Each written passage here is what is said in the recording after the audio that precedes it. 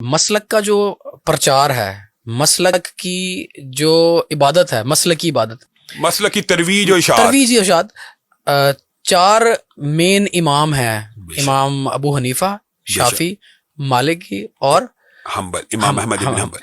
تو اللہ تعالیٰ نے کہا ہے کہ اللہ کی رسی کو مضبوطی سے تھامے رکھو اور تفرقے میں نہ پڑو۔ بے شک ہمارے مسالک نے ان کی رسی کو مضبوطی سے تھاما ہوا ہے اور تفرقے میں پڑے ہوئے ہیں۔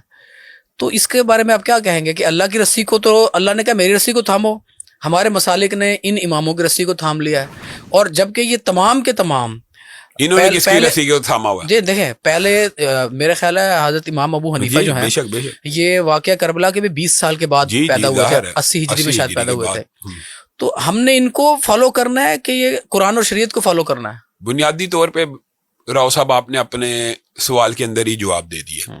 اللہ رب العزت نے، اب آپ نے جو بات کی ہے، چلے میں ادھر کیونکہ آپ کر چکے ہیں، امام ابو حنیفہ رحمہ اللہ سب سے پہلے آئے وقت کے اعتبار سے، ان سے پہلے جو پوری 100 سال کی پوری صدی گزری ہے، وہ کیا حق کے بغیر گزر گئی؟ اب کہتے ہیں کہ امام، وہ تو تھا ہی حق کی حق، نبی پاک صلی اللہ علیہ وسلم، اور پھر سمجھیں حق ہے ہی وہ دور۔ یہ دیکھیں، یہ جو آپ نے بات کی ہے نا، یہ جملہ نچوڑ ہے دین کا۔ رسول اللہ صلی اللہ علیہ وسلم نے خطبہ حجۃ الوداع میں کھڑے ہو کے کہا تھا، کیا میں نے دین پورا پہنچا دیا؟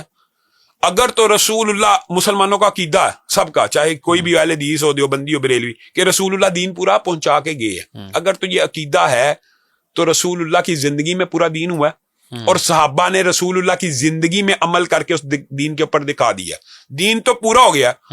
تو یہ جو امام ہیں، ان کی تقلید کرنا، ان کی فالوئنگ کرنا، کیا قرآن و سنت میں اس کے دلائل موجود ہیں؟ قطعاً موجود نہیں ہے۔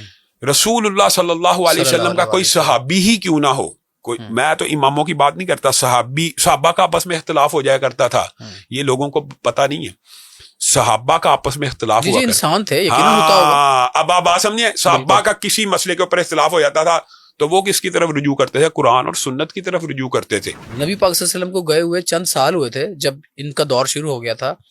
اگر ہم کیلکولیٹ کریں نا، تقریباً 18,500 دفعہ بنتی ہے نبی پاک صلی اللہ علیہ وسلم نے جو پبلکلی نماز پڑھی تو ہے۔ پھر جو اپنی کتابوں میں، جو اپنے لٹریچر سے نبی کی نماز کا ایک طریقہ نہیں سب کو سکھا سکے، اب یہ مسئلہ، اب آپ بات سمجھیں، میں آپ کو ہم ان کو کہیں کہ ہم نے ان کی اندھی تقلید کرنی ہے؟ نہیں، بالکل نہیں کرنی چاہیے۔ میں کہتا ہوں ان کو ایک، میں اور آپشن، یہ آپ نے جو بات کی ہے اس کو ایک بیٹر انداز میں پریزنٹ کریں۔ نماز وہ ہے جو پبلکلی نبی پاک صلی اللہ علیہ وسلم نے پریکٹس کی ہے، اب بات سمجھیں، اس کا طریقہ نہیں پتا سب کو ایک جیسا کیا ہونا چاہیے۔ پتا ہے، سارے کہتے ہیں جو ہم پڑھتے ہیں، نہیں بات، میں شیعہ کہتے ہیں ہاتھ چھوڑ دو، بریلوی کہتے ہیں یہاں باندھو، اہل حدیث کہتے ہیں یہاں باندھو۔ اب میں یہ بات بتاتا ہوں، عقیدہ یہ پہلے بنوائیں عوام کا کہ نماز جو ہے ہم نے ویسے پڑھنی ہے جیسے رسول اللہ نے پڑھی ہے۔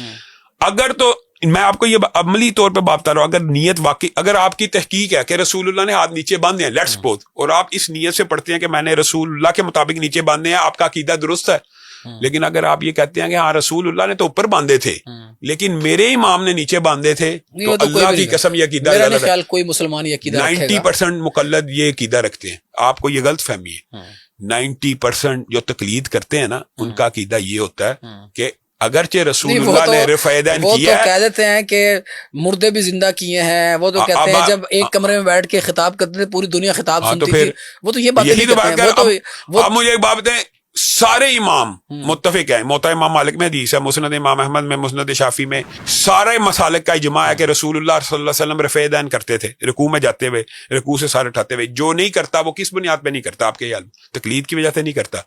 اگر تو وہ اس وجہ سے نہیں کرتا کہ رسول اللہ نے ایک نماز اس کے بغیر پڑھی ہے، تو میں آپ کو بتاتا ہوں، میں اہل حدیث ہوں نا، رسول اللہ کی ایک حدیث آ جائے کہ رسول اللہ نے ایک نماز، صرف ایک نماز بغیر رفع یدین کے پڑھی ہے، ہم اس کو بھی سنت مانیں گے۔ رفع یدین تو شیعہ بھی کرتے ہیں، ہم اس کو بھی سنت مانگیں گے۔ رفع یدین تو شیعہ بھی کرتے ہیں۔ میں تو وہ شکر ہے یہ سنت کے اوپر عمل پیرا ہے۔ میں یہ کہہ رہا ہوں کہ سنت دیکھیں، رسول اللہ کی سنت اگر ایک دفعہ نہیں نہ کیا، میں اس کو سنت کہتا ہوں یار، ایک دفعہ بھی نہیں کیا، آپ تحقیق کریں تو آپ اس کو اپنائیں۔ لیکن میں یہ کہتا ہوں کہ چلے یار نماز تو پڑھیں،